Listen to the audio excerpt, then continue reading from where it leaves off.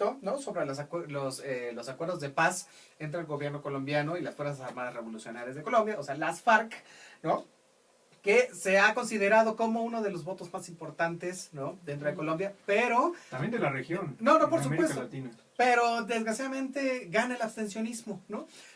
La gente, bueno, yo creo que todos pensamos que se iban a pronunciar por un sí, ¿no? Sin embargo, hay un montón de aristas, ahorita las vamos a comentar, entre las más importantes están estas, ¿no? La clase media y la clase acomodada fueron los que, digo, de la poca gente que votó, porque salió menos del 40% Hubo una de la abstención población. del 63%. Sí, bueno, entonces fue muy grande, pero esos sectores son los que votaron por el no, porque curiosamente en la población indígena, campesina, etcétera, votó por el sí. Sí, habíamos ¿no? puesto ahí en nuestra página en Facebook, en Territorio Comanche, que así lo encuentran, un mapa precisamente de cómo se dio la votación en los departamentos, sería el equivalente a los estados mexicanos, en donde los estados del centro o los departamentos centrales fue donde se votó por el sí. En cambio, en donde se vivía, que eran Al revés. El sí era por la paz, el no era para... Sí, perdón, donde se votó el no. No. En cambio fue en los departamentos que están en la periferia, donde se votó por el sí. Por el sí, es correcto. Y ¿cómo se llama? Y en estos departamentos pues fueron donde más se había vivido la violencia, ¿no? Así es, fíjate, 37.43% de los votantes elegibles fueron los que acudieron, ¿no?, a este plebiscito. Y sobre el 18.79% de la población colombiana en edad de votar decidió que los acuerdos de paz pues no serán implementados. Ahora, yo escuchaba a mucha población colombiana, ¿no?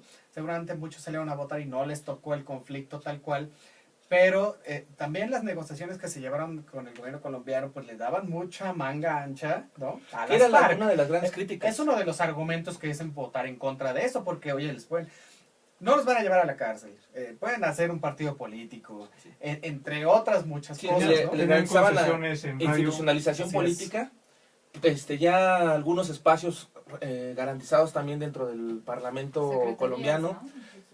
Lo que menciona Lalo, también les garantizaban espacios en medios de comunicación. Hacia los medios locales, radios en medios locales, amnistías, que además hablaban también de una reforma, de la primera reforma agraria del siglo XXI, que era el reparto de todos aquellos territorios controlados por las FARC, que fueran repartidas por el gobierno para uso tanto agrícola como de habitación, claro, o industrial. También se hablaba de que iba a haber tribunales especiales para ver los delitos que se cometieron durante ese periodo, pero no iba a haber sentencias. No iba a haber iniciados, nada. No iba a haber iniciados, sino simplemente se iba a pedir, bueno, que aceptaran su culpa, en fin, y hasta ahí, ¿no? Claro, pero porque iban a gozar de inmunidad. Un sector muy grande de la población sí se pronunció contra esto, sobre todo todos aquellos que le desaparecieron un hijo, ¿no?, que tuvieron un secuestrado, etcétera. Pero también mostraron algunos, pues, parte de algo que es muy difícil, que es el perdón.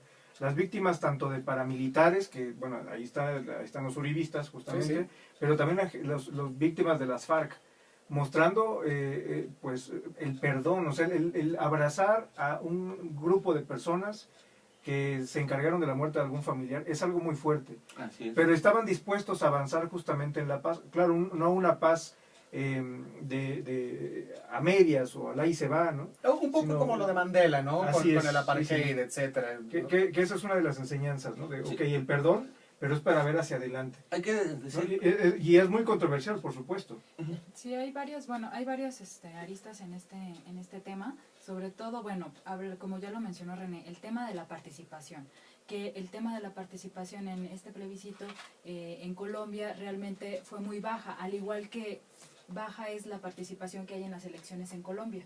Creo que solamente, bueno, es más alto incluso el abstencionismo que en México.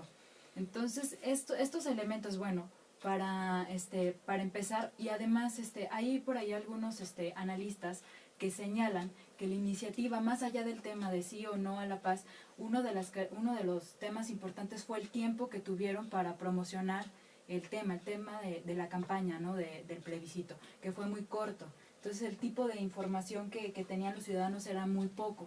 probablemente por ahí se explique el alto grado de abstencionismo.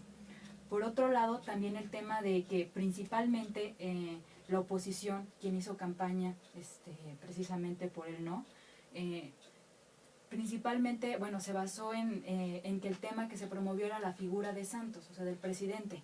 Entonces había un tema por ahí de segundo plano que no necesariamente era el tema de la paz, sino el tema del sí o no al presidente, al trabajo que ha venido haciendo. También el expresidente Uribe, ¿no? Ajá. Estuvo haciendo una campaña también muy fuerte contra el presidente. Sí, ahí hay que ver que son del mismo partido. Sí, el presidente el expresidente Álvaro Uribe precisamente era el que encabezaba el voto al no, mientras que Juan Manuel Santos era el que encabezaba el voto al sí. Hay que decir que este proceso de paz no solamente empezó este año, ¿no? Que nos lleva varios años que están en negociaciones. Sí, claro. Estuvieron involucrados Cuba, estuvieron involucrados Chile, Venezuela, Brasil. En fin, ¿no? Incluso, y desde estos años que lleva, creo que desde 2009 para acá, o un poquito menos, que se ha estado negociando la paz, el presidente Santos, que por cierto también cuenta con muy poca popularidad en su país, a diferencia de Uribe, había tomado esta como su principal bandera política, ¿no? De ahí que muchos decían que efectivamente,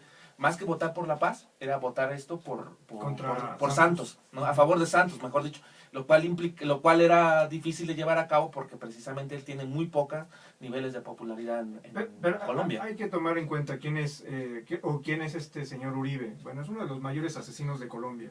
Él está a favor no solamente de continuar con la guerra con las FARC, es una guerra de más de 50 años, sino con el uso de paramilitares para acabar con la guerra. Así es. Entonces, es uno de los principales promotores de la guerra en Colombia. Y hay que recordar un hecho. Un familiar suyo murió. Un familiar suyo, pero no solamente eso. Varios de sus familiares están involucrados tanto con los grupos paramilitares como con las empresas que se abastecen y que se benefician de los grupos paramilitares.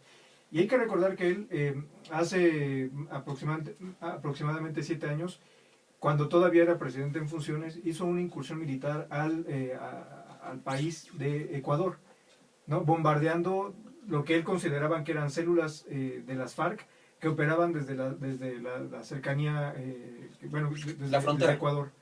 Y eso iba a provocar un problema muy importante, porque eso era un problema bélico. Sí, por supuesto. Y que el propio presidente Rafael Correa, en una de las reuniones que tuvo en la OEA, señaló, y se enojó con toda la razón, señor Uribe, usted estuvo a punto de provocar un conflicto bélico entre los pueblos hermanos de Ecuador y Colombia, por sus estupideces.